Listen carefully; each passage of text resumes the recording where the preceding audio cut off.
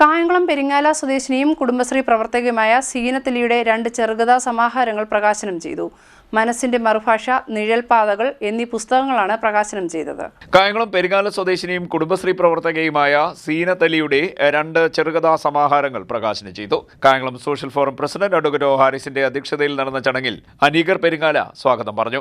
ആദ്യ കഥാസമാഹാരമായ മനസ്സിന്റെ മറുഭാഷ മുൻ സംസ്ഥാന വിവരാവകാശ കമ്മീഷണർ ഡോക്ടർ എ ഹക്കീം ചലച്ചിത്ര ഗാനരചയിതാവ് ഷഹീറ നസീറിന് നൽകി പ്രകാശനം ചെയ്തു. തൻ്റെ ജീവരക്തത്തെ തൂലികയിലൂടെ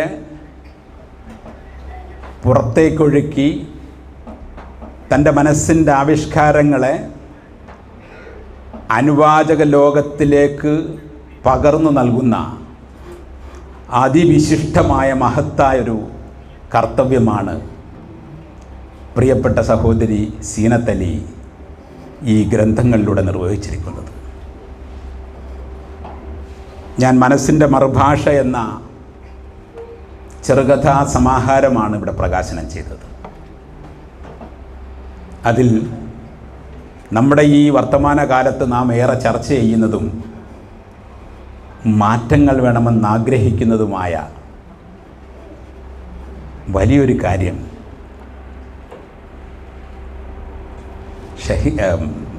സീനത്ത് അവതരിപ്പിക്കുകയാണ്. രാഘവൻ എന്ന പൊതുപ്രവർത്തകൻ, രാഷ്ട്രീയ പ്രവർത്തകൻ, അദ്ദേഹത്തിൻ്റെ നെടുനാളത്തെ ത്യാഗപൂർണമായ പ്രവർത്തനങ്ങൾ കൊണ്ടുണ്ടാക്കിയെടുത്ത സുഹൃത്ത് വലയം ഒരു ദിവസം വീട്ടിൻ്റെ കതകിൽ മുട്ടി അദ്ദേഹത്തെ പുറത്തേക്ക് വിളിക്കുന്നു. ഇരുളിൻ്റെ മറവിൽ ഒളിഞ്ഞിരിക്കുന്ന ആ സുഹൃത്തുക്കൾ തന്നോടൊപ്പം തൻ്റെ സംഘടനയ്ക്ക് വേണ്ടിയും തങ്ങൾ ഉയർത്തിപ്പിടിച്ച ആശയങ്ങൾക്ക് വേണ്ടിയും വെയിലും മഞ്ഞും കൊണ്ട സഹോദരതുല്യമായി ജീവിക്കുന്നവരാൽപ്പെട്ട ഒരു സംഘം അവരുടെ കൈകളാൽ രാഘവൻ്റെ ഹൃദയരക്തം ആ വീട്ടിൻ്റെ മുറ്റത്ത് മണൽത്തരികളിൽ തെറിച്ചു വീഴുന്ന സംഭവം.